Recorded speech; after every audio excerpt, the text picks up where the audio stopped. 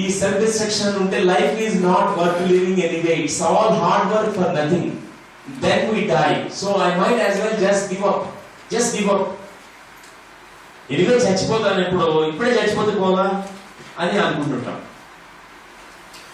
It's also pointless. It would be easier to jump off the bridge. ఆ bridge పై నుంచి దూకి కిందకి దూకితే సరిపోతుంది అనుకుంటాం. ఆ బిల్డింగ్ పై నుంచి దూకేయాలనే ఒక థాట్, ఒక ఆలోచన కలుగుతుంది. ఇదంతా సెల్ఫ్ డిస్ట్రక్షన్.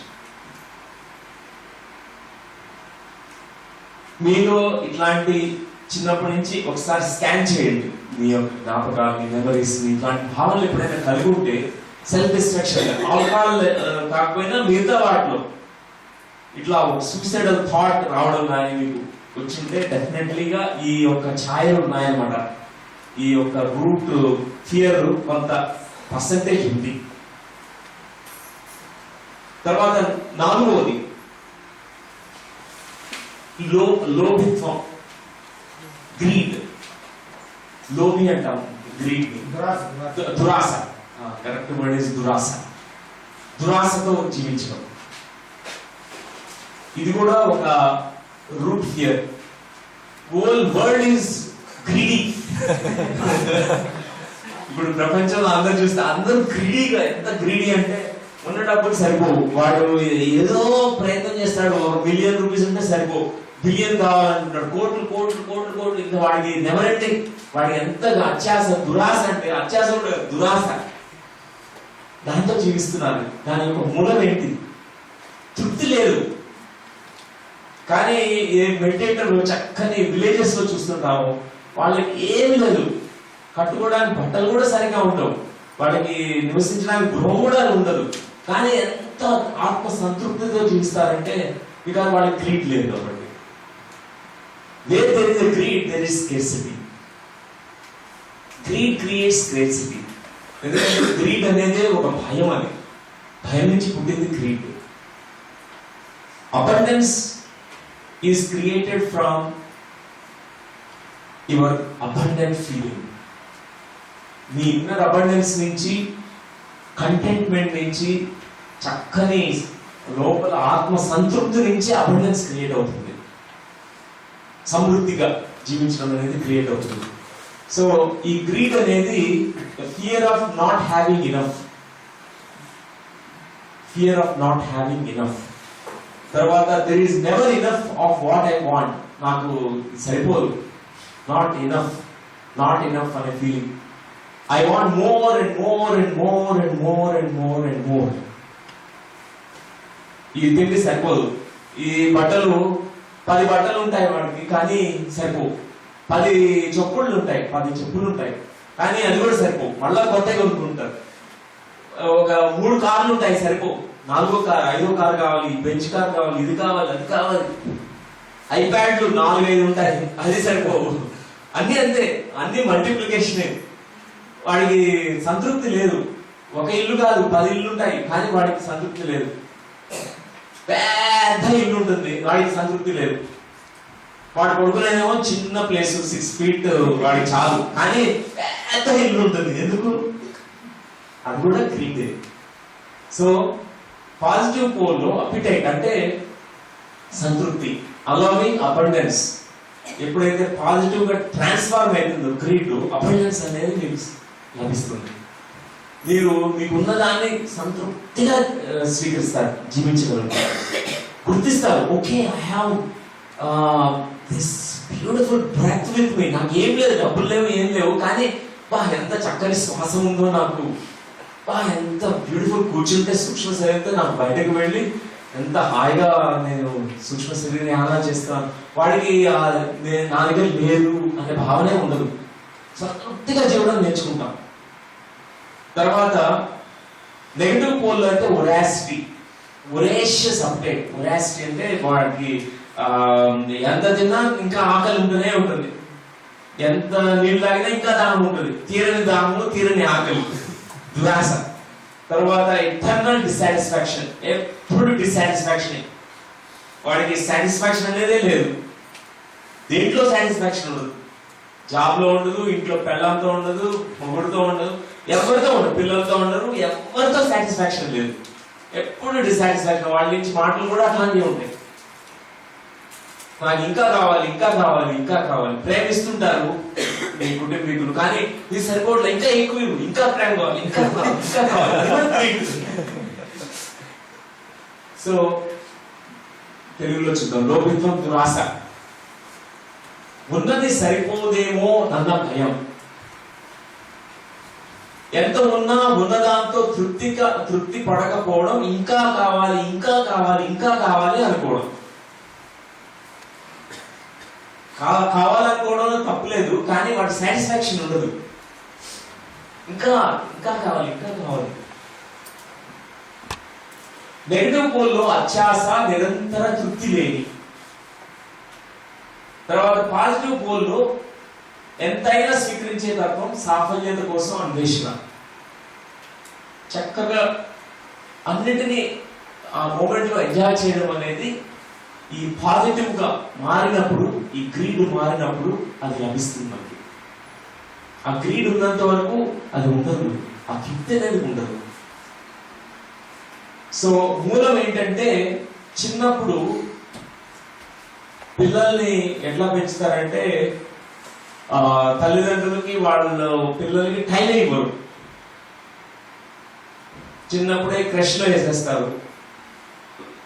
ఇద్దరు ఉద్యోగం చేస్తారు, వాడిని సాయంత్రం తీసుకొస్తారు ఇంటికి. కానీ వాడికి నిద్ర వస్తుంది అప్పటికే. వీళ్ళు మాత్రం అప్పుడే వస్తారు ఆఫీస్ నుంచి, ఇంక వాడు నిద్రపోతారు. పెద్దల యొక్క ప్రేమని, టైంని చిన్నపిల్లలు అసలు పొందలేకపోతారు. పొందలేకపోయినప్పుడు వాళ్ళలో ఒక వెలితి ఏర్పడుతుంది, ఒక వాక్యూమ్, వాయిడ్ ఏర్పడుతుంది.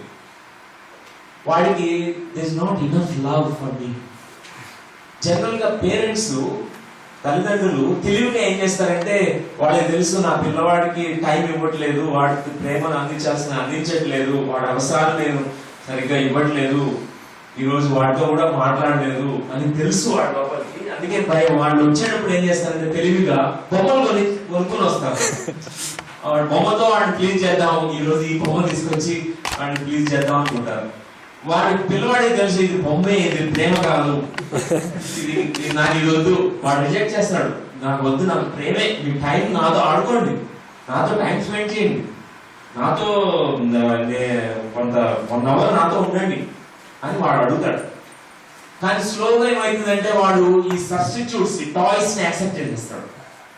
వాళ్ళు కాన్స్టెంట్ గా వాళ్ళ జాబ్స్ లో బిజీగా ఉంటారు. లైక్, మేము ఎందుకు మీకోసమే జీవిస్తున్నాను, ఎందుకు ఉద్యోగం చేస్తున్నాం, మేమిద్దరం బ్యాంక్ లో అకౌంట్ లో ఉంటే ఫ్యూచర్ లో నీకే ఉపయోగపడుతుంది, లేకపోతే మనకి ఏం లేదు కదా, అట్లా చెప్పేస్తారు వాడు పిల్లవాడికి.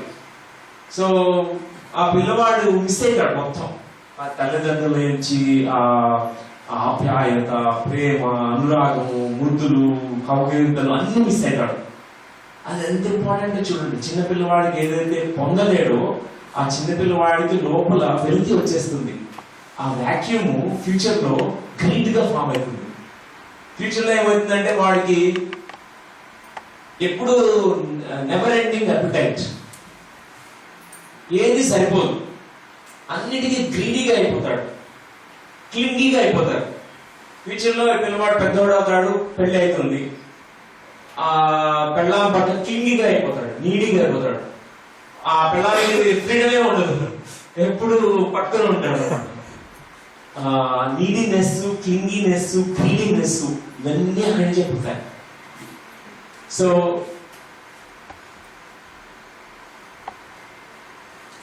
I have got to have it all just in case it all runs out. Save for the rainy day.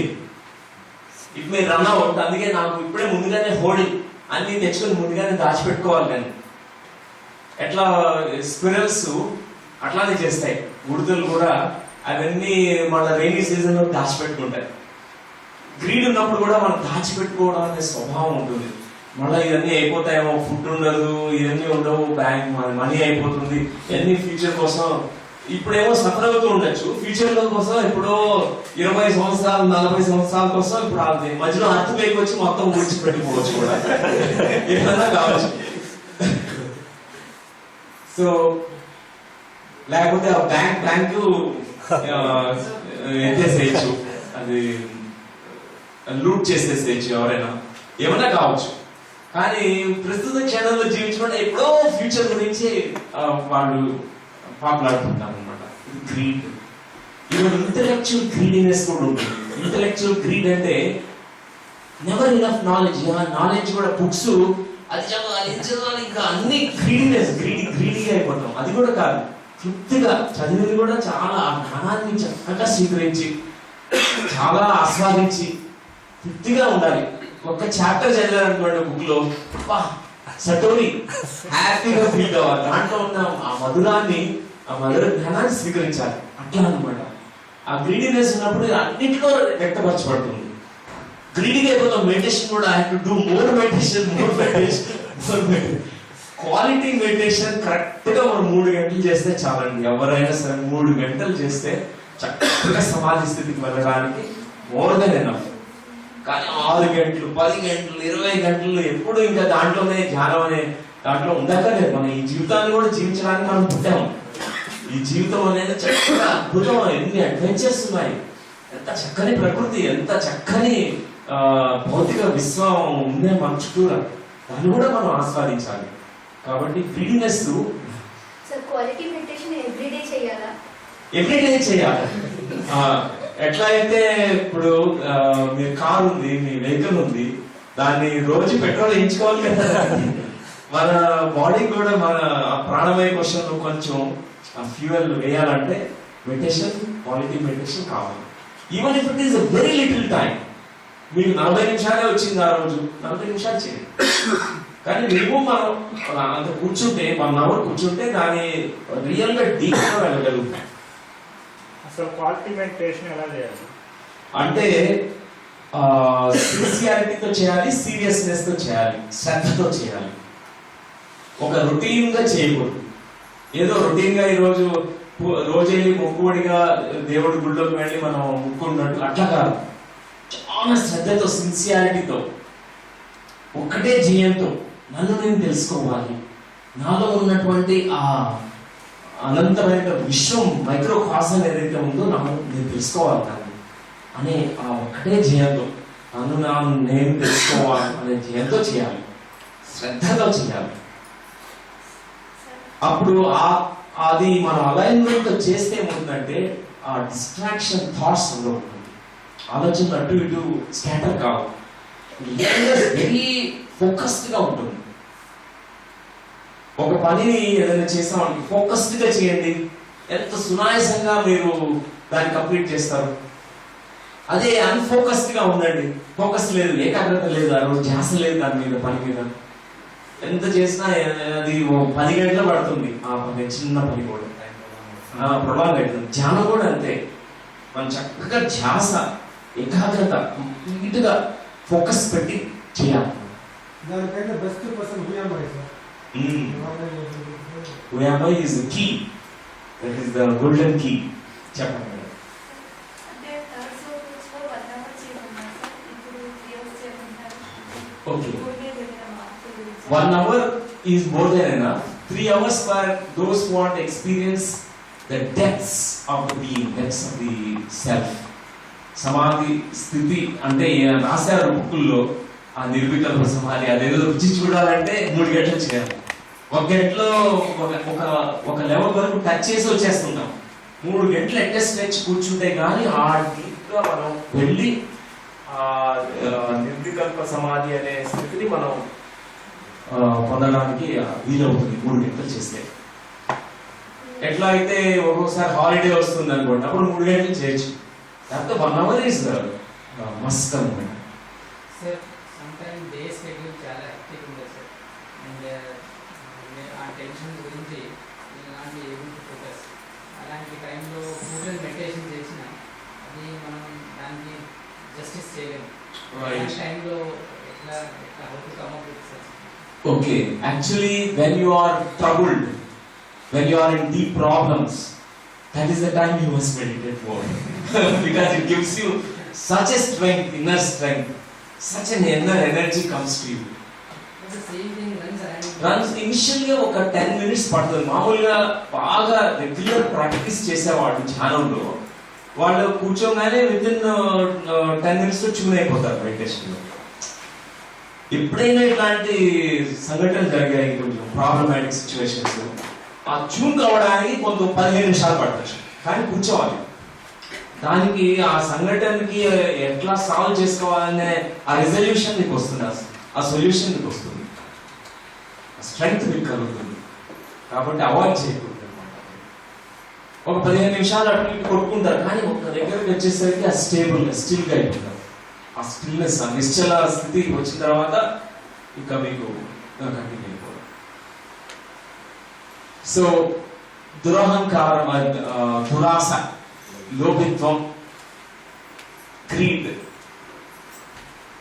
ఈ యొక్క గ్రీడ్ ని మనం చక్కగా అవగాహన చేసుకుని మనం ఎంత బికారులమో, గ్రీడీ పీపుల్ ఆర్ బికారీస్. ఎందుకంటే గ్రీడ్ గా ఉంటే అన్ని ఉన్నా అల్లుడి నోట్లో శని ఉన్నట్టు వాడికి ఏమీ లేదంటే 0 మార్క్స్. వాడి డబ్బులు ఆస్తి ఎంతో ఉంటుంది, కానీ వాడి గ్రీడీ పర్సన్, వాడు ఎంజాయ్ చేయలేడు, వాడు ఉన్నదాన్ని తృప్తిగా జీవించలేడు. ఏం తృప్తిగా జీవించడం అనేది కుదరదు వాడు. సో ఇది వెరీ ఇంపార్టెంట్ డ్రాగన్ అండి. ఇది 4వ భయం, మూల భయం. సో ఇప్పుడు 5వ దానికి వద్దాం. మార్టీర్డం అంటాం. మార్టీర్డం. చెప్పండి. ఇప్పుడు ధ్యానంలో కూడా చాలా ధ్యానం చేయాలా, నిర్వాణ స్థితి పొందాలా, మరి అట్లాంటి ఓకే, ధ్యానంలో నిర్వాణ స్థితి పొందడము, కానీ మంచి మార్గం ఫాలో కావాలండి. కొంతమంది చాలా పరిగెట్టేసి త్వరితంగా నేను నిర్వాణ పదవి పొందేయాలని చాలా ఫాస్ట్ గా ధ్యానం ఎక్కువ చేసేసే వాళ్ళ జరుగుతుంటుంది. కానీ రాంగ్ రీజన్స్ కోసం వాళ్ళు తొందరగా వెళ్ళాలనుకుంటారు. ఫర్ ఎగ్జాంపుల్, వాళ్ళకి పవర్ కోసంగా నేను అందరికంటే పవర్ఫుల్ గా కావాలి అనే ఒక భావం ఉందనుకోండి, రావణాసురుడు లాగా బాగా మెడిటేషన్ చేసేసి, కానీ మిస్యూజ్ అవుతుంది అంతా కూడా. కాబట్టి మధ్య మార్గం, సంసారాన్ని బ్యాలెన్స్ చేసుకోవాలి. సంసారంలో ఉంటూనే కుటుంబంలోని ఏది బాధ్యతల్ని విస్మరించకుండా అన్ని చేకూరుస్తూనే మనం చేయాలన్నమాట మెడిటేషన్. అప్పుడే దాని యొక్క రియల్ మాధుర్యం మనకు తెలుస్తుంది. Meditation and your daily life the compliment each other. Me meditation చేసే కొద్దీ మీ డైలీ లైఫ్ బాగా రూపుదిద్దుకుంటుంది. మీ డైలీ లైఫ్ ఎంత ఇరుకుతో జీవిస్తున్నారు అనేది కూడా ఇక్కడ రిఫ్లెక్ట్ అవుతుంది. మెడిటేషన్, క్వాలిటీ ఆఫ్ మెడిటేషన్, ఈ రెండు support each other. If there is no joy in daily life, there is no point. Meditation must bring joy in your daily life. కాబట్టి విస్మరించకూడదు. కానీ ఇనిషియల్ స్టేజెస్ లో మెడిటేషన్ మనం practitioner గా start చేసాం, సాధన స్టార్ట్ చేసాం. బిగినింగ్ కొత్త పిచ్చోడికి పొద్దురగడం చేస్తాం. నేను కూడా అంతే. ఫస్ట్ లో పత్రి గారి దగ్గరికి వెళ్ళినప్పుడు 1 సంవత్సరం పిచ్చివాడినే రోజు పిరమిడ్ లోకి వెళ్ళి అదే ఇంకా చేయడం, ధ్యానం చేయడం, మళ్ళా డిస్కస్ చేయడం, ఎక్స్పీరియన్సెస్, బుక్స్ చదవడం, ఇదే ఇంకా నా మెడికల్ టెక్స్ట్ బుక్స్ ఏం చదవలేదు అప్పుడు. కానీ 1 సంవత్సరం పట్టింది. మధ్య మార్గం ఇంపార్టెంట్. నేను నా ఎగ్జామ్స్ నేను రాయాలి, తర్వాత నా పొట్టగూడు కోసం ఏదైనా సంపాదించేసుకోవడం నేనే చేసుకోవాలి, ఎవరి మీద డిపెండ్ కాకూడదు. ఇవన్నీ కూడా మధ్య మార్గం. అది నాకు అవగాహన వచ్చింది అనమాట. ఇనిషియల్ ఫేజెస్ లో మనం we go to the extreme because meditation is such a kick. Meditation gives you చాలా వండర్ఫుల్ ఫీలింగ్ వచ్చేస్తుందండి లోపల నుంచి. దాంతో ఈ సంసారం అంతా ఒక ఎట్లా అనిపిస్తుంది అంటే ఒక మాయలాగా అనిపిస్తుంది. ఈ మాయలో బతకూడదు, ఇక్కడే ఉండిపోతాను ధ్యానంలో అనుకుంటాం. కానీ కాదని, ఈ మాయలో ఉంటూనే మాయను ఛేదించాలి. ఈ మాయను తెలుసుకోవాలి, తెలుసుకుని కూడా దీంట్లో జీవించాలి, అద్భుతంగా జీవించాలి. ఒక చెస్ గేమ్ వాళ్ళు చక్కగా చెస్ గేమ్ మొత్తం అవగాహన, మొత్తం తెలుసు. ప్లేయర్స్ ఎవ్రీ స్ట్రాటజీ తెలుసు, అందరి కన్నింగ్నెస్ తెలుసు, అన్ని స్టెప్స్ మీకు ముందుగానే తెలుసు. చక్కగా ఆడాలి చదరగానే, అట్లా అన్నమాట. So 2 important. సో కృష్ణ భగవాన్ చెప్పినట్టుగా యుక్తాహార విహారస్య యుక్త చేష్టసు కర్మసు యుక్త స్వప్నావబోధస్య యుగో భవతి దుఃఖ. అన్ని యుక్తంగా యుక్త అవబోధస్య అని కూడా చెప్పారు. యుక్త స్వప్నావబోధస్య, ఈవెన్ మెడిటేషన్ కూడా యుక్తంగా, నో ఎక్స్ట్రీమ్స్. నా ఫ్రెండ్ ఉండేవాడు మెడికల్ కాలేజ్లో. మేము మొత్తం ముగ్గురు అనమాట మెడికల్ కాలేజ్ నుంచి పత్రికా దగ్గరికి ఫస్ట్ వెళ్ళింది. ఆ ఫ్రెండ్కి నేను అందరికంటే ఫస్ట్ నెంబర్ 1 ఎన్లైటన్మెంట్ పొందాననే ఆ దాంతో ఒక 18 గంటలు ధ్యానం చేశాడు. కానీ పిచ్చివాడు అయిపోయాడు కంప్లీట్ గా. He lost touch with this world. He is tracking the astral planes. ఎప్పుడు ఆస్ట్రల్ ట్రావెల్ చేసుకుంటూ తన బట్టలు కూడా వేసుకోడు, ఇలా తిరుగుతుంటాడు పిచ్చివాడు లాగా. So there are actually any extreme thing is dangerous. No extreme things. మధ్య మార్గం, మిడిల్ పాత్, అది మేడం. Thank you. సో మార్టిర్డమ్ అనే దీని గురించి తెలుసుకుందాం ఇప్పుడు. ఇది 5వ భయం. మార్టిర్డమ్ అనే మామూలుగా అయితే దీని యొక్క మీనింగ్ డిఫరెంట్ గా వస్తుంది. మార్టైర్ అంటే person who sacrifices his life for the country. He goes to the war and he sacrifices his life. కానీ ఇక్కడ మార్టిర్డమ్ మీనింగ్ మనకు వేరు. ఇక్కడ ఏం చేస్తాడంటే ఈ పర్సన్ కి ఫియర్ ఆఫ్ బీయింగ్ విక్టిమైజేషన్ అనేది ఉంటుంది. అంటే నేను బలి పశువును అవుతాను అనే భయం కలుగుతుంది, భయం ఉంటుంది. నేను ఒక బలి పశువుని, అందరూ నన్ను విక్టిమైజ్ చేస్తారు, అందరూ నన్ను పశువుగా చేసేస్తారు అనే ఒక భావనతో, భయంతో బతుకుంటున్నారు అనమాట. So the fear of being a victim is the basic root fear in martyrdom. దాని తర్వాత a person puts one self through needless suffering. ఇది ఉందనుకోండి భయము, ఆ పర్సన్ తను అనవసరమైనటువంటి బాధకి తనే గురవుతూ తన బాధకి వేరే వాడిని కారణం చేస్తారు, కారకులు చేస్తారు. అంటే ఒక్కోసారి ఇంట్లో కుటుంబంలో మనం చూస్తుంటాం. నేను ఆ రోజు ఆవిడ 3 రోజులు భోజనం మానేస్తుంది. భోజనం మానేసేసి చాలా తీవ్రంగా బాగా జ్వరంతో ఉంటుంది, అన్ని బాధలన్నీ ఉంటాయి. భోజనం మానేసి because she wants to make others suffer. మిగతా వాళ్ళకి నాన్ వర్బల్ గా ఒక మెసేజ్ ఇస్తుంది అనమాట. నా సఫరింగ్ నువ్వే కారకుడివి, నువ్వు తిట్టావు కదా ఈరోజు, చూడు నేనేం చేస్తాను, 3 రోజులు బంద్, భోజనం లేదు. అట్లా నువ్వు పనిష్మెంట్ చేసుకుంటావు. Needless suffering. వేరే వాళ్ళని కాన్స్టెంట్ గా నువ్వు ఇండైరెక్ట్ గా బాధిస్తావు అనమాట. వేరే వాళ్ళు కూడా నువ్వు బలిపశువు చేస్తావు ఇండైరెక్ట్ గా. తర్వాత fear that one is not free but trapped by circumstances by another person. ఒక ట్రాప్డ్ ఫీలింగ్ ఉంటుంది వాళ్ళకి ఎప్పుడు. I'm helpless, I'm powerless, I'm trapped by circumstances, trapped by people. నేను బందీగా ఉండిపోయాను, ఒక జైల్లో ఉండిపోయాను, ఒక పంజరంలో ఒక చిలుకలాగా ఉండిపోయాను, నేను బందీని. Trapped feeling. నేను ఎట్లా రావాలని బయటికి రాలేకపోతున్నాను. చాలా మంది నేను బలిపశువుని, బందీగా ఉన్నాను అనే ఫీలింగ్ తోనే బతుకుతుంటారు. వాళ్ళకి ఆ ఫీలింగ్ కలుగుతుంది, ఆ భావన కలుగుతుంటుంది అప్పుడప్పుడు. పాజిటివ్ పోల్ లో selflessness, putting one self out, selflessness, నిస్వార్థత అనేది కలుగుతుంది. నిస్వార్థంగా చేయడం అనేది పాజిటివ్ గా మార్చుకున్నాం అనుకోండి. ఈ భయాన్ని మార్పిడి చేసుకుంటే ఆ స్థితిలో చక్కని సెల్ఫ్లెస్నెస్, ఏది చేసినా నిస్వార్థంగా చేయడం అనేది వాళ్ళకి వీలవుతుంది. నెగిటివ్ పోల్ లో విక్టిమైజేషన్. నెగిటివ్ పోల్ లో కంప్లీట్ గా విక్టిమ్ ఫీలింగ్, బలిపశువు, బందీని. ఒక రాజు తన బర్త్డే అనమాట రాజుకి. ఆ రాజు వచ్చేసి బందిఖానాలో ఉండే ఆ బందీల దగ్గరికి వెళ్ళాడు. వెళ్ళి ఈరోజు నా బర్త్డే, మీకు ఏ గిఫ్ట్ కావాలో కోరుకోండి ఇచ్చేస్తాను అన్నాడు.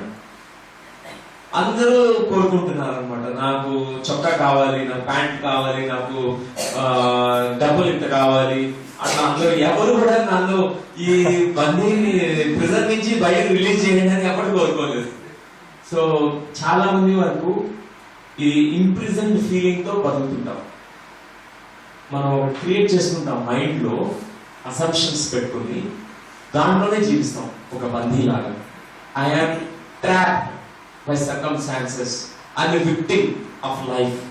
ఒక విక్టిమ్ భావనతో, ఆ ఫీలింగ్ తో ఎట్లా ఈ ఫీలింగ్ ఎట్లా ఉంటుందంటే ప్రతి క్షణం అదే ఫీలింగ్ తో బతుకుతుంటారు. ఇప్పుడు గవర్నమెంట్ పట్ల కూడా అది ఉంటుంది, ఆ గవర్నమెంట్ ఏం చేయట్లేదు అందుకే నేను ఇట్లా సఫర్ అవుతున్నాను, లేకపోతే ఆ కలెక్టర్ ఏం చేయట్లేదు అందుకే ఇట్లా అవుతుంది, లేకపోతే వీళ్ళు ఇట్లా చేయట్లేదు, తల్లిదండ్రులు ఇట్లా చేయలేదు, అంతా ఆ ఫీలింగ్ తో బతుకుతాం అనమాట. So crushed assertiveness, overpowering parents and abusing parents. దీని రూట్ కాజ్, దీని యొక్క మూల కారణము చిన్నప్పుడు తల్లిదండ్రుల పెంపకంలో వాళ్ళని పిల్లల నుంచి వాళ్ళు ఫోర్స్ఫుల్ గా చేపిస్తున్నారు. ప్రతి ఒక్కటి వాడికి హెయిర్ కటింగ్ చేయించుకోవడం ఇష్టం లేదు, ఆ పిల్లవాడికి పెద్ద ఏది ఖల్నాయక్ లాగా సంజయ్ లాగా పెంచుకోవాలని ఉంది హెయిర్, కానీ తల్లిదండ్రులని హెయిర్ కటింగ్ చేయించేస్తారు. వాడికి ఇష్టం లేదు, లేకపోతే వాడికి కొన్ని బట్టలు వేసుకోవడం ఇష్టం లేదు, ఆ కలర్స్ ఇష్టం లేదు, తల్లిదండ్రులు ఫోర్స్ఫుల్ గా ఇస్తారు. వాడికి ఆ స్కూల్లో జాయిన్ కావడం ఇష్టం లేదు, వేరే స్కూల్ చెప్తుంటారు అక్కడ ఆ స్కూల్లో కావాలని, కానీ ఫోర్స్ఫుల్ గా అక్కడ జాయిన్ చేస్తారు. వీడికి ఏమంటే ఆర్ట్స్ చదవాలంది, బ్యాచులర్ ఆఫ్ ఆర్ట్స్ బిఏ చదవాలంది, కానీ వాడిని సైన్స్ లో వేస్తారు బిఎస్సి చదివాలి. వాడికి తిక్కరెగుతుంది, వాడు లోపలంతా victim feeling. So over pouring parents, over చేసాడు వాళ్ళ మీద, కంట్రోల్డ్ గా పెట్టేసేసి వాళ్ళని అసర్టివ్నెస్, అంటే చిన్నపిల్లవాడికి ఒక అసర్టివ్ గా మాట్లాడడం, ప్రతి ఒక్కటి వ్యక్తపరచడం కూడా వాళ్ళు స్వేచ్ఛగా చేయాలి, ఆ స్వేచ్ఛ తీసేసుకుంటారు. చిన్నపిల్లలు వాళ్ళు వ్యక్తపరచుకోలేదు. సో అట్లాంటప్పుడు వీళ్ళలో ఇది కలుగుతుంది, నేను బలిపశువుని, I'm trapped, I'm powerless, I'm helpless, నిస్సహాయుని, నేను ఆయన విక్టిమ్ ఆఫ్ లైఫ్.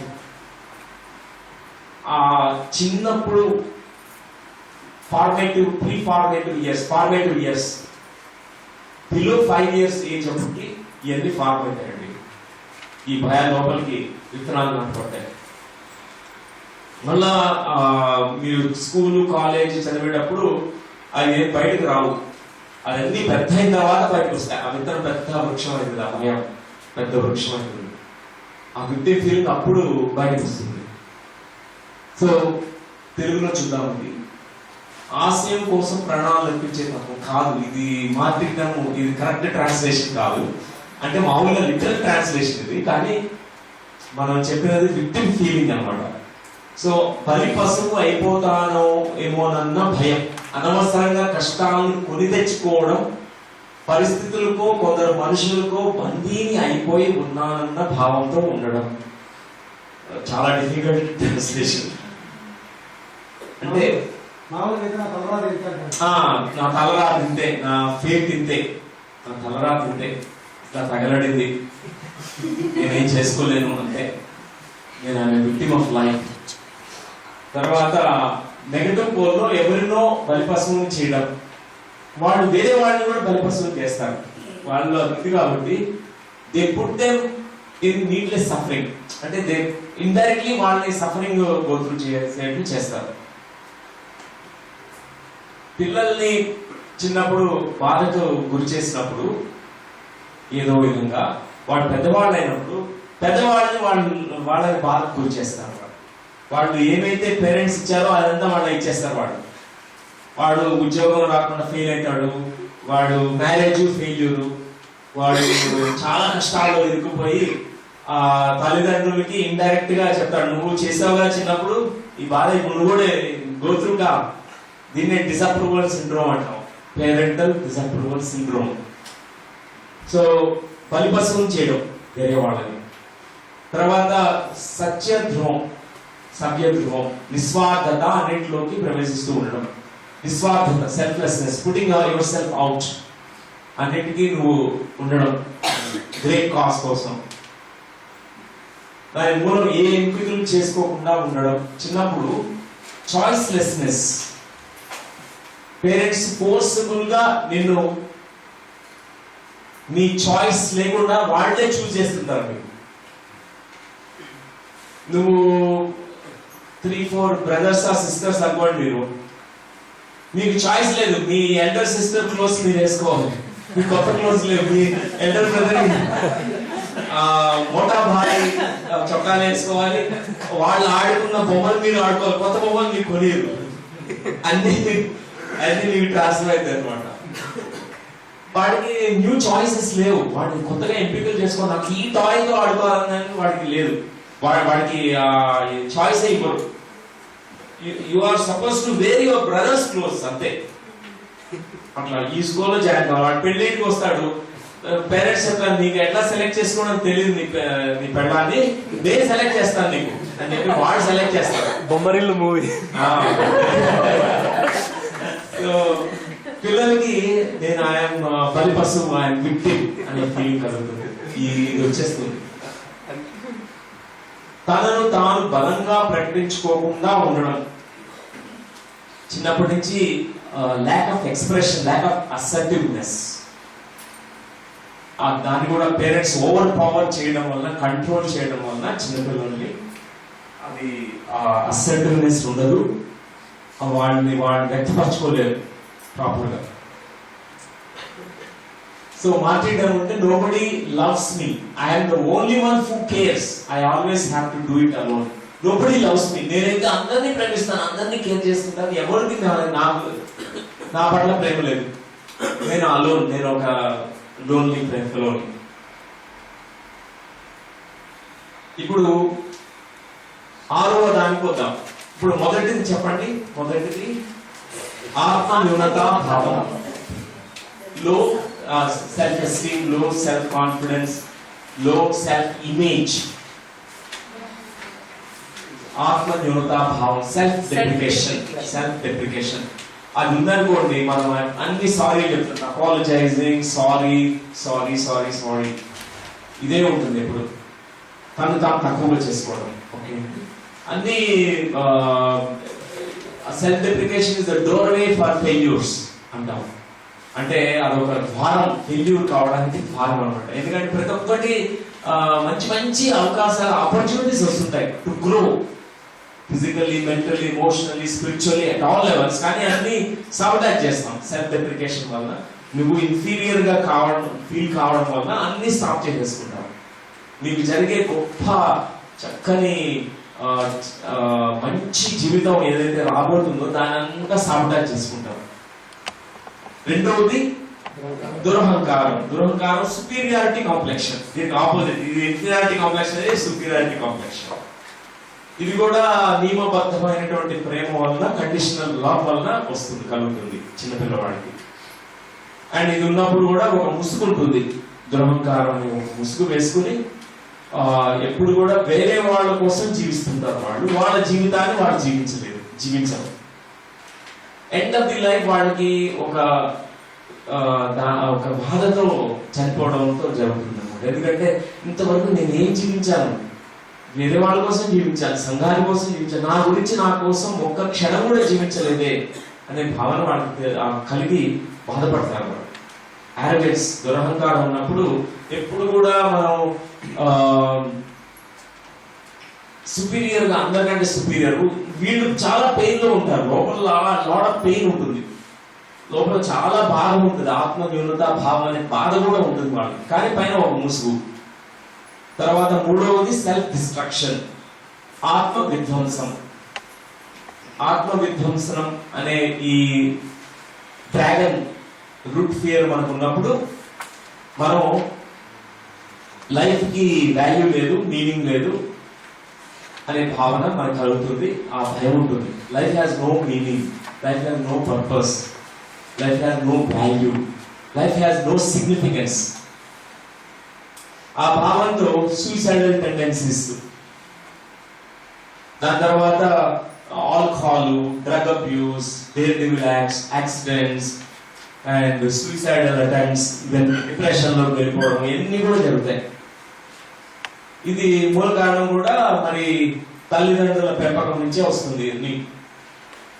వాళ్ళు బాగా కొట్టి అబాండన్మెంట్ చేసి చిన్నపిల్లల్ని దూరంగా పెట్టి బోర్డింగ్ స్కూల్లోనో వాళ్ళు బాగా తిట్టి కొట్టి ఇలా చేస్తే ఆ rejection feeling, unlove feeling, abandonment feeling మూడు కలిసి ఈ యొక్క ఆత్మ విధ్వంసనం అనే ఇది భయం ఏర్పడుతుంది. అండ్ నాలుగవది గ్రీడ్, దురాశ. దురాశలో lack of not enough, there is not enough for me, అంటే నాకు ఇది సరిపోదు, ఈ ప్రేమ సరిపోదు, ఈ నాకు ఇచ్చిన ఏది సరిపోదు. ఒరేషియస్ అపిటైట్ ఉండడం, డిస్సాటిస్ఫాక్షన్ ఫర్ ఎవ్రీథింగ్, డిస్సాటిస్ఫైడ్ గా ఉండడం, ఇట్లాంటివన్నీ ఉంటాయి. ఇది కూడా చిన్నప్పటి నుంచే పెంచడంలో ఇది వచ్చేస్తుంది. సో ఈ యొక్క గ్రీడ్ అనేది పెద్దలు వాళ్ళు పిల్లలతో టైం స్పెండ్ చేయకపోవడం వలన వాళ్ళకి అవసరాలని వాళ్ళకి ఉంటాయి, కొన్ని నీడ్స్ ఉంటాయి చిన్న పిల్లలకి. ఆ నీడ్స్ అన్నిటిని కూడా ఫుల్ఫిల్ చేయాలి పేరెంట్స్. ఫిజికల్ నీడ్స్ ఉంటాయి, mental needs, emotional needs, social needs, intellectual needs and spiritual needs ఉంటాయి. ఇవన్నీ స్పిరిచువల్ నీడ్స్ కూడా ఫుల్ఫిల్ చేయాలి. అది చేయలేనప్పుడు సబ్స్టిట్యూట్స్ ఇస్తే వాళ్ళు ఆ సబ్స్టిట్యూట్స్ ని ఇనిషియల్ గా రిజెక్ట్ చేసి తర్వాత స్వీకరించేస్తారు టాయ్స్ ని. తర్వాత వాళ్ళకి ఏది ఇనఫ్ గా అనిపించదు. ఒక ఏరోప్లేన్ కొనిస్తే తండ్రి అది సాటిస్ఫాక్షన్ ఉండదు అనమాట. నాకు ఈ ఏరోప్లేన్ కావాలి, ఆ ఏరోప్లేన్ ఎన్నో కావాలంటారు వాళ్ళు. వాళ్ళకి ఆ లోపల గ్రీడీనెస్ వచ్చేస్తుంది. ఓకే, దాని తర్వాత ఐదవది మార్టిర్డమ్. మార్టిర్డమ్ అంటే తెలుగులో బలి పశువు, బలి పశువు అనే భావన, బలి పశువు, నేను బలి పశువుని అనే భావన, విక్టిమ్ ఫీలింగ్. ఇది కూడా తల్లిదండ్రుల నుంచి పెంచడంలో కొన్ని పొరపాట్ల వలన ఇది కూడా పుడుతుంది. తల్లిదండ్రులు కానీ బాగా చాయిస్ ఇవ్వకుండా పిల్లలకి చాయిస్లెస్నెస్, వాళ్ళ ఎంపికలు వాళ్ళు చేసుకోకుండా వీళ్ళు ఓవర్ పవర్ చేసేసి కంట్రోల్ చేసేసి అట్లా చేసినప్పుడు ఇది వస్తుంది అన్నమాట. చాయిస్లెస్ ఫీలింగ్ వచ్చేస్తుంది వాళ్ళకి, ట్రాప్ ఫీలింగ్ వచ్చేస్తుంది, బలి పశువులు అనే ఫీలింగ్ వచ్చేస్తుంది. దాని తర్వాత ఇంపేషన్స్, ఇది 6th డ్రాగన్ అన్నమాట. 6వది ఇంపేషన్స్.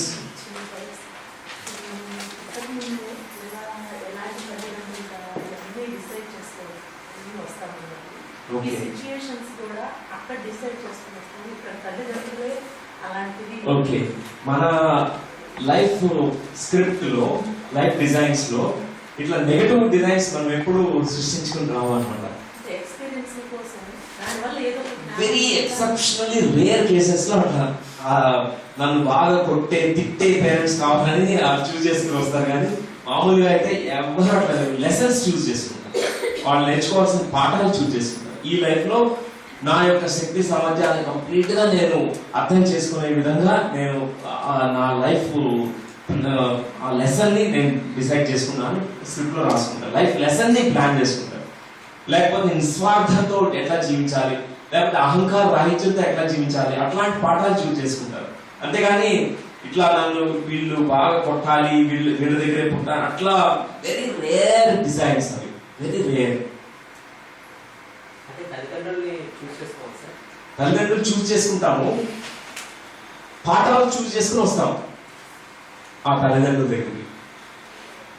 ప్రతి పిల్లవాడు ఆ సోలు ఆ తల్లిదండ్రులు చూస్ చేసుకున్నప్పుడు వాళ్ళకి తెలుసు, ఈ తల్లిదండ్రులు చాలా గొప్ప ప్రేమ ఉంది, నాకు ఈ సరైన కండిషన్స్ ఉన్నాయి, ఇక్కడ పుడితే నాకు ఈ జన్మ సార్థకం చేసుకోవడానికి చాలా ఆస్కారం ఉంది, చాలా ప్రేమని నాకు పంచుతారు అని చూస్ చేసుకుని వస్తాం. కానీ ప్రతి ఫ్రీ విల్ అనేది ఉంటుంది, ఇక్కడ డివియేట్ అవుతారు పేరెంట్స్. జనరల్ గా వాళ్ళకి తెలియకపోవడం వల్ల, వాళ్ళకి ఈ ఆధ్యాత్మిక పిల్లల పెంపకం తెలియకపోవడం వల్ల వాళ్ళు డివియేట్ అవుతారు.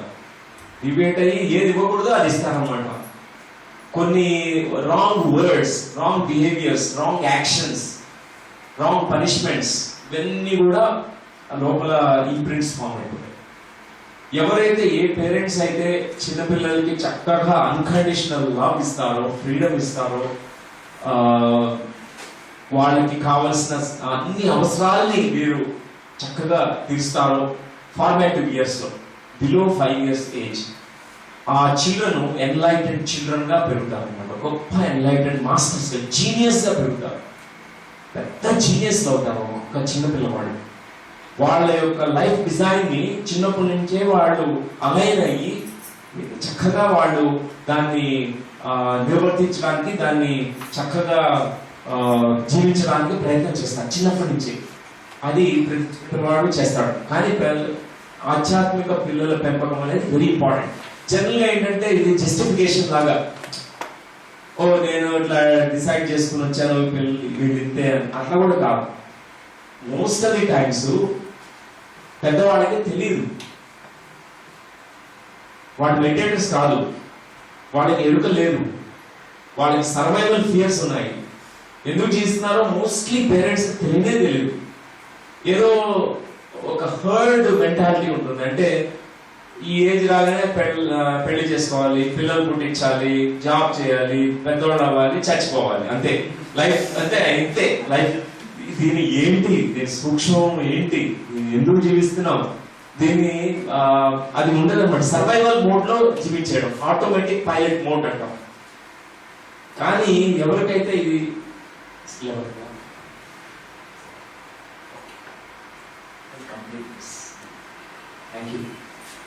సో ఆ ఎరుక కలిగినప్పుడు మనం ఇట్లా అవేర్నెస్, అవగాహన సదస్సు పెట్టి ఎడ్యుకేట్ చేస్తాం అనుకోండి పేరెంట్స్, వాళ్ళు చక్కగా వాళ్ళని పెంచగలుగుతారు. సో ప్రతి ఒక్కడు కూడా ఒక ప్రహ్లాదుడు, ధ్రువుడు అవుతాడు, లేకపోతే ఒక నచికేతుడు అవుతాడు. అట్లాంటి జీనియస్ మాస్టర్స్ వస్తారన్నమాట. ప్రతి చిన్న పిల్లవాడు పుట్టినప్పుడు ఒక just beautiful pure energy ball, ప్యూరిటీతో పుడతాడు, స్వచ్ఛతతో పుడతాడు. దాన్ని ఎంత డిస్టర్బ్ అవుతుంది, సరి అయిన పెంపకం లేకపోవడం వల్ల మొత్తం డిస్టర్బ్ అయిపోతుంది. వాడికి ఎన్నో కర్మలు తీసుకొని వచ్చి ఉండొచ్చు, వాడి గత జన్మలో ఎన్నో కర్మలు ఉండొచ్చు. కానీ ఇక్కడ అన్కండిషనల్ లవ్, నిస్వార్థ ప్రేమ, నియమబద్ధమైనటువంటి ప్రేమ కాకుండా ప్యూర్ అన్కండిషనల్ లవ్ ఇచ్చారనుకోండి, ఆ కర్మలు అక్కడే ఊంగు స్టేజ్ లోనే క్లీన్ అయిపోతాయి కంప్లీట్ గా. సో ఇప్పుడు ఇంపేషన్స్ అనే డ్రాగన్ చూద్దాం. ఇంపేషన్స్ అంటే మనం ఇంపేషెంట్ గా ఫీల్ కావడం, అసహనం. అసహనం చెప్పండి. వెనకాల A very happy new year for Thank you you. and all my friends. Dr. Gandhi, ఇప్పుడు as you said, the souls choose the home, right? And with their own privilege of instructions and lessons. I want to know about our ancient Buddha, who supposed to have chosen a womb of a kingdom, like rich king's wife, where he was hidden away from the natural happenings of the world, and the grievances have driven him to this meditation line or his own lessons. Okay, యాక్చువల్గా బుద్ధుడు, గౌతమ సిద్ధార్థుడు పుట్టడంతో ఆ తల్లిదండ్రులకి ఒక information ఇవ్వబడింది, వీడు ఒక గొప్ప master అవుతాడు, లేకపోతే ఒక గొప్ప సామ్రాట్ అవుతాడు. సో వీడు సామ్రాట్ అవ్వాలనే ఉంటుంది ప్రతి తండ్రికి. బాగా డబ్బులు, పవర్, ప్రెస్టేజ్, డబ్బులు ఇవన్నీ ఉండాలి, సంపద ఎక్కువ ఉండాలి, రారాజుగా ఉండాలని. ఎవరికి యోగిగా ఉండడం అంటే ఎవరికి ఇస్తుంది? పేరెంట్స్ కి. Very few meditated parents, they want their children to be enlightened beings. So ఈ పేరెంట్స్ ఏం చేస్తారంటే, మిగతాది is not the life design, Gautam Siddharth life design కాదు. He want to be enlightened at a very young age. చిన్నప్పటి నుంచి ఒంటిగా కూర్చునే వాడిని చేసేవాడు కాదు. పేరెంట్స్ ఎప్పుడు వాడిని బిజీగా పెట్టేవాడు గౌతమ్ సిద్ధార్థని. వాడి చుట్టూరా ఏమి ఓల్డ్ థింగ్స్ ఏది ఉంచేవాడు కాదు. వృద్ధులు కనిపిస్తే వాడి క్వశ్చన్ వస్తుంది, ఎందుకు వృద్ధులు అవుతున్నావు అని. అట్లాంటి క్వశ్చన్స్ కూడా యంగ్ పీపుల్నే పెట్టేవాడు. ఎప్పుడు డాన్స్, ఆటలు, పాటలు. వాడు ఈ క్వశ్చన్సే రాకూడదు, జీవితం ఏంటి, ఎందుకు జీవిస్తున్నాను అనే క్వశ్చన్ రాకుండా బతికేట్లు చేశారు. సో కానీ ఎప్పుడో ఒక రోజున గౌతమ్ సిద్ధార్థ్ ఎన్నో జన్మల్లో సాధన చేసింది బయటకు వస్తుంది. ఎన్నో సాధన చేశాడు, ఎంతో ఆల్రెడీ బోధిసత్వుడు ఆయన. సో 29 years కి ఈ యొక్క సింక్రానిసిటీస్ వచ్చేసాయి. వెంటనే క్వశ్చన్స్ వచ్చాయి ఆయనకి. ఎందుకు వృద్ధాత్వం వస్తుంది, ఎందుకు దుఃఖం ఉంది, దుఃఖ రాహిత్యం ఎట్లా వస్తుంది, ఎందుకు జీవిస్తున్నాము, మరణం అంటే ఏంటి, ఎందుకు జబ్బులు వస్తాయి, ఎందుకు రోగాలు వస్తాయి. అప్పుడు వచ్చినాయి క్వశ్చన్స్. మిగతా వాళ్ళైతే క్వశ్చన్స్ వచ్చినా వాళ్ళు క్వశ్చన్స్ తో జీవిస్తారు, కానీ బుద్ధుడు క్వశ్చన్స్ తో జీవించలేదు. నేను I have to find the answers now, come what may, I will go to any extent, I will leave this Kingdom. ఇది డబ్బులు కాదు నాకు ఇంపార్టెంట్, నాకు ఆన్సర్స్ ఇంపార్టెంట్. నాలో ఈ దుఃఖరాహిత్యము అనే ఆ స్థితి ఎట్లా పొందొచ్చు అనే మార్గం నేను వెతకాలి అని ఆయన వెళ్ళాడు. కాబట్టి this is not the life script. ఇక్కడ free will of the parents, ఆ పేరెంట్స్ యొక్క ఫ్రీ విల్ తో కొంచెం మ్యానిపులేట్ చేశారు, కానీ ఫుల్ గా మ్యానిపులేట్ చేయలేకపోయారు. గౌతమ్ సిద్ధార్థుడు బుద్ధుడు అయ్యాడు, బుద్ధుడు అయితే తింటారు. ఏ చిన్నదైనా కూడా, ఫర్ ఎగ్జాంపుల్ ప్రహ్లాదుడు రాక్షసుల కుటుంబంలో పుట్టాడు, హిరణ్యకశిపుడి దగ్గర పుట్టాడు. కానీ హిరణ్యకశిపుడు ఎంతో కంట్రోల్ చేయడానికి ట్రై చేస్తాడు. ఎన్ని హింసలు పెట్టాడంటే, నారాయణ అనంతు నువ్వు, నన్ను పొగుడు అని ఎప్పుడూ అంటుండేవాడు. కానీ ఆయన తెలుసు ప్రహ్లాదుడు బాండ్ గ్రేట్ మాస్టర్, ఆయన పుట్టడంతోనే గ్రేట్ మాస్టర్. సో అట్లా కూడా పుట్టినప్పటికీ ఓల్డ్ సోల్స్ కి ఆ లోపల అంతర్గతంగా ఒక జ్ఞానం ఉంటుంది. సో కొంత డివియేషన్ అయినప్పటికీ వాళ్ళ అంతర్గతమైన జ్ఞానం బయటకు వచ్చేస్తుంది ఒకనొక టైంలో. So that is the answer for your question. Thank you. ఇంకొక 5 minutes we'll complete this and we'll take questions later. So impatience, అసహనము. ఇప్పుడైతే వరల్డ్ లో అందరూ అసహనమే. రోజు చూడండి, ట్రాఫిక్ చూస్తే మీకు తెలిసిపోతుంది ఎంత హార్న్స్ కొడుతుంటారంటే, వాడే ఫస్ట్ వెళ్ళిపోవాలి, వాడి కారు ముందు ఇంకో కారు ఉండకూడదు, వీడే ఫస్ట్ వెళ్ళాలి, బైక్ ముందు ఇంకో బైక్ ఉండకూడదు. అసహనం. పెద్ద క్యూస్ ఉంటాయి ఎయిర్పోర్ట్స్ లో కానీ, బస్సులో స్టేషన్స్ లో కానీ, సినిమా థియేటర్స్ లో కానీ. ఎంత అసహనం అంటే కొంచెం సేపు కూడా మీరు నిదానంగా ఉండలేరు, సహనంతో ఉండలేరు, ఓపికతో ఉండలేరు. సో ఇది ఎప్పుడు మనం చూస్తుంటాం ఎప్పుడు. So the fear of missing out, నేనేదో మిస్ అయిపోతున్నాను అనే భయం, there is not enough time అనే భయం. కాలం వెళ్ళిపోతుంది, కాలం ఉండదు ఇంక తర్వాత, ఒక భయం. అందుకే నేను అన్ని మిస్ అయిపోతాను, నేను తొందరగా పరిగెత్తాలి, నేను అందరికంటే ముందు ఉండాలి. కాంపిటీషన్ ఇది, ఒక ర్యాట్ రేస్ ఇది అనే ఆ భయంతో బతుకుతుంటాం. ఇంపేషన్స్ అనేది పెద్ద డ్రాగన్. ఇది కూడా ఇప్పుడు అందరిలో చూస్తుంటాం మనం, ఎక్సెప్ట్ ఫర్ మెడిటేటర్స్ కి ఆ కూల్ కామ్, ఎంత టైం ఉందో బోల్డ్ టైం ఉంది మన చేతులు అనే భావన ఉంది. కానీ మిగతా వారికి, మెడిటేటర్స్ కాని వారికి, వాళ్ళకి టైం ఈక్వేషన్ వేరేగా ఉంటుంది. వాళ్ళకి టైం లేదనే భావన.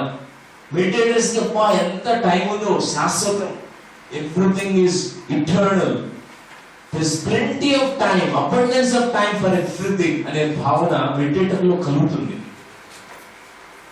whereas నాన్ మెడిటేటర్స్ కి ఆ భయంతో బతుకుతుంటారు. ఇప్పుడు అన్ని టైం టేబుల్స్, ఇది 1 minute కి ఒక టైం టేబుల్ ఉంటుంది అనమాట. 10 minutes కి ఇది, ఆఫ్టర్ 10 minutes ఇది అట్లా time table. Fear of missing out. తర్వాత the fear that there is not enough time. Positive pole లో కంప్లీట్ గా అంగీకరించడం, acceptance of the situations as it is, or the whatever is happening as it is. Acceptance. For example traffic jam లో మీరు ఇరుక్కున్నారు, మీరు అసహనంగా ఉండలేరు, సహనం కోల్పోయి వాడిని హార్న్ కొట్టి వాడిని తిట్టి ముందు వాడిని ఆ కోపంతో ఉండడం అనేది అది కాకుండా ట్రాన్స్ఫార్మ్ అయితే ఇదంతా మార్పిడి చెందితే మీరు చక్కగా సహనంతో యాక్సెప్ట్ చేస్తారు ఆ సిచ్యువేషన్. ఓకే, టైం లేదు, ఇప్పుడు మ్యూజిక్ పెట్టుకుంటాను నేను చక్కగా. నేను ఈ నీల్ డొనాల్డ్ వాష్ ఆడియో బుక్ వింటాను నేను హ్యాపీగా.